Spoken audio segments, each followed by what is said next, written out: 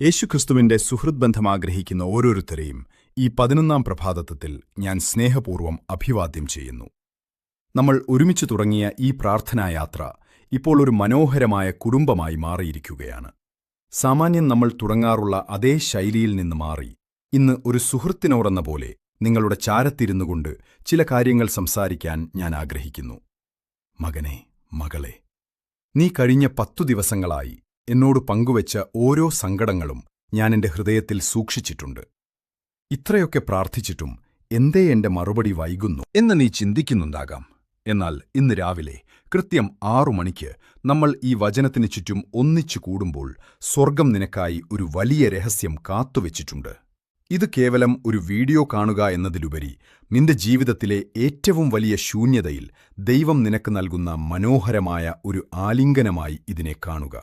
ഈ 10 മിനിറ്റിലധികം നീളുന്ന സമയം നിന്റെ സകല ഫോൺ കോളുകളും വ്യാകുലതകളും മാറ്റിവെച്ച് ശാന്തമായിരിക്കുക. ഇന്ന് നമ്മൾ ഒരുമിച്ച് ധ്യാനിക്കുന്നത് ഏശയ്യായുടെ പുസ്തകം 45-ാം അധ്യായം 2-ാം വാക്യമാണ്. ഞാൻ നിനക്ക് മുൻപേ പോകും, തടസ്സങ്ങൾ നീക്കി നിനക്ക് വഴി നിരത്തും, വെങ്കലവാതിലുകൾ തകർത്ത് ഇരുമ്പ് ഓടാമ്പലുകൾ ഞാൻ ഒടിക്കും. എത്ര വലിയ ഉറപ്പാണത് പ്രിയപ്പെട്ടവരെ! 3 കോടിയുടെയും 50 ലക്ഷത്തിന്റെയും 30 ലക്ഷത്തിന്റെയും ഒക്കെ വലിയ സാമ്പത്തിക കുരുക്കുകളിൽപ്പെട്ട് ശ്വാസം മുട്ടുന്നവർക്കായി ദൈവം ഇന്ന് മുൻപേ പോകുകയാണ്.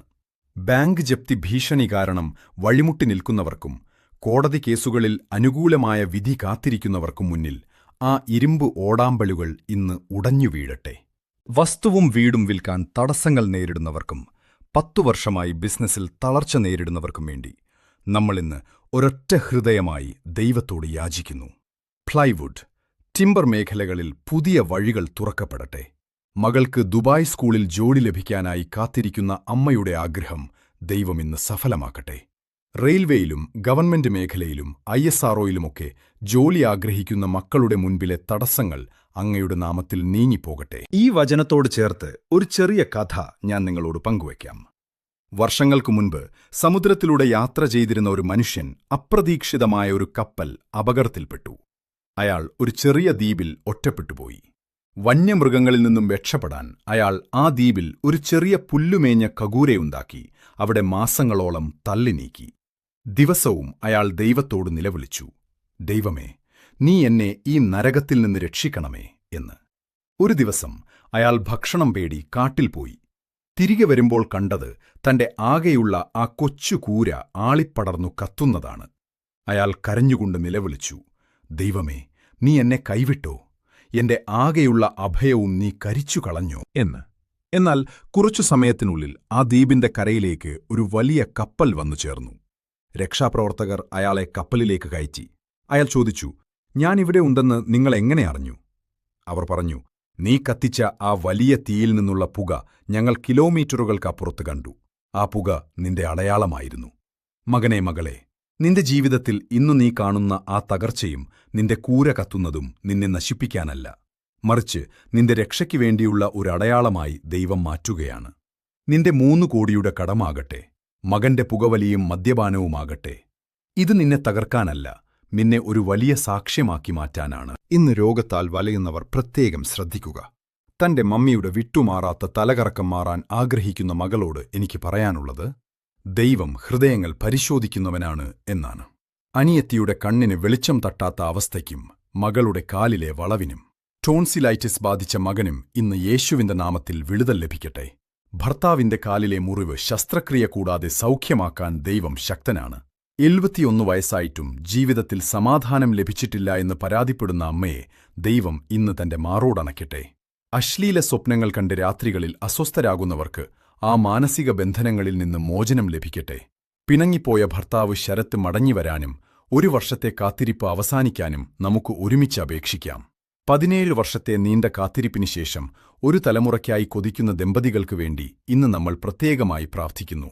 പൈശാചിക ബന്ധനത്തിലായ ജോബി എന്ന മകൻ ഇന്ന് സ്വതന്ത്രനാകട്ടെ. ഇനി നമുക്ക് എല്ലാവർക്കും വേണ്ടി ഏറ്റവും ആഴത്തിൽ 1 മിനിറ്റ് സമയം മനമുരുകി പ്രാർത്ഥിക്കാം. സ്വർഗസ്ഥനായ പിതാവേ, ഈ 11-ാം ദിവസത്തെ പ്രാർത്ഥനായാത്രയിൽ ഒരുമിച്ചു കൂടിയിരിക്കുന്ന നിന്റെ പ്രിയപ്പെട്ട മക്കളെ ഓരോരുത്തരെയും അങ്ങയുടെ സന്നിധിയിൽ സമർപ്പിക്കുന്നു. കർത്താവേ, നമുക്ക് മുൻപേ പോയി തടസ്സങ്ങൾ മാറ്റുമെന്ന് അങ്ങ് വാഗ്ദാനം ചെയ്തിട്ടുണ്ടല്ലോ. കോടികളുടെയും ലക്ഷങ്ങളുടെയും കടഭാരത്താൽ തകർന്നുപോയ കുടുംബങ്ങളെ നീ അത്ഭുതകരമായി ഉയർത്തണമേ. ബാങ്ക് ജപ്തിയുടെ വാതിൽക്കൽ നിൽക്കുന്ന മകനെ നീ സഹായിക്കണമേ. വീടും സ്ഥലവും വിൽക്കാൻ തടസ്സങ്ങൾ നേരിടുന്നവർക്ക് പുതിയ വഴികൾ തുറന്നു നൽകണമേ. രോഗത്തിന്റെ കിടക്കയിൽ കഴിയുന്ന അമ്മമാർക്കും ശാരീരിക വേദനകൾ അനുഭവിക്കുന്നവർക്കും ഈ നിമിഷം അങ്ങയുടെ സൗഖ്യം ലഭിക്കട്ടെ.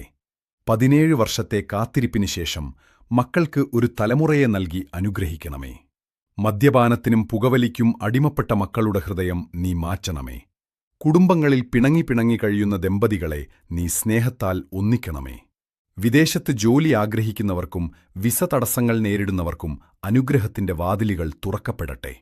മക്കൾക്ക് ഉചിതമായ വിവാഹബന്ധങ്ങൾ നീ ഒരുക്കി നൽകണമേ. പരീക്ഷകൾക്കൊരുങ്ങുന്ന മക്കളുടെ ബുദ്ധിയെ നീ പ്രകാശിപ്പിക്കണമേ. അങ്ങയുടെ സാന്നിധ്യം എന്നും ഞങ്ങളുടെ കൂടെയുണ്ടാകട്ടെ. ആമേൻ. നമുക്ക് തുടരാം പ്രിയപ്പെട്ടവരെ. ദൈവത്തിന്റെ സഹായം ലഭിക്കുമ്പോൾ നിന്റെ ജീവിതത്തിലെ വരൾച്ചകൾ മാറി അനുഗ്രഹത്തിന്റെ നദികൾ ഒഴുകാൻ തുടങ്ങും. എംകോം ഫലം കാത്തിരിക്കുന്നവർക്കും റിസൾട്ട് വിത്ഹെൽഡായ മക്കൾക്കും നീറ്റ് പരീക്ഷയ്ക്ക് തയ്യാറെടുക്കുന്നവർക്കും വേണ്ടി നമ്മൾ ഇന്ന് ഒത്തൊരുമിച്ച് പ്രാർത്ഥിക്കുന്നു. 10ാം ക്ലാസ്സിലും +2ലും പഠിക്കുന്ന മക്കൾക്ക് ഭയം മാറി ജ്ഞാനം ലഭിക്കട്ടെ.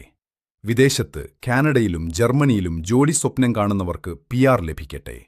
47 വയസ്സായ മകളുടെ വിവാഹത്തിനായി കാത്തിരിക്കുന്ന അമ്മയോട് എനിക്ക് പറയാനുള്ളത്, ദൈവം വാതിൽ തുറന്നാൽ അത് അടയ്ക്കാൻ ആർക്കും കഴിയില്ല.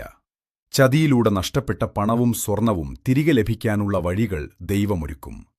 കടം കൊടുത്ത പണം തിരികെ ലഭിക്കാതെ വിഷമിക്കുന്നവർക്ക് മറുഭാഗത്തുള്ളവരുടെ മനസ്സിൽ ദൈവം സ്നേഹം നിറയ്ക്കട്ടെ. നമ്മൾ ഈ യാത്രയിൽ പരസ്പരം കൈപിടിക്കണം. നിന്റെ സങ്കടം നീ കമന്റ് ബോക്സിൽ രേഖപ്പെടുത്തുമ്പോൾ അത് മറ്റുള്ളവർ കൂടി വായിച്ച് നിനക്കായി പ്രാർത്ഥിക്കണം. അങ്ങനെ നമ്മളൊരു വലിയ സ്നേഹത്തിന്റെ വലയമായി മാറണം. ഫോൺ അഡിക്ഷൻ മൂലം വഴിതെറ്റുന്ന കൊച്ചുമക്കളെ ദൈവം നേർവഴിക്ക് നയിക്കട്ടെ. ഇന്ന് ഈ വചനം കേൾക്കുന്ന നിന്റെ ഉള്ളിൽ ഒരു പുതിയ ബലം അനുഭവപ്പെടുന്നുണ്ടെങ്കിൽ അത് മറ്റുള്ളവർക്കും പകർന്നു നൽകുക. നെഗറ്റീവ് ചിന്തകളിൽ നിന്നും ആത്മഹത്യാ പ്രവണതകളിൽ നിന്നും ദൈവം നിങ്ങളെ രക്ഷിക്കട്ടെ. ഒരു കാര്യം പ്രത്യേകം ഓർമ്മിപ്പിക്കുന്നു. നാളെ രാവിലെയും കൃത്യം 6 മണിക്ക് തന്നെ 12ാം ദിവസത്തെ പ്രാർത്ഥനായാത്രയ്ക്കായി നമുക്ക് വീണ്ടും കണ്ടുമുട്ടാം. നമ്മുടെ ഈ കൊച്ചു കൂട്ടായ്മയെ ദൈവം വളർത്തട്ടെ. എല്ലാവരും ഈ യാത്രയിൽ മുടങ്ങാതെ പങ്കെടുക്കുക. നിങ്ങളുടെ ഹൃദയത്തിലെ എല്ലാ ഭാരങ്ങളും ദൈവത്തിന്റെ കരങ്ങളിലേക്ക് ഇറക്കിവെച്ച് ഇന്ന് സമാധാനത്തോടെ വിശ്രമിക്കുക.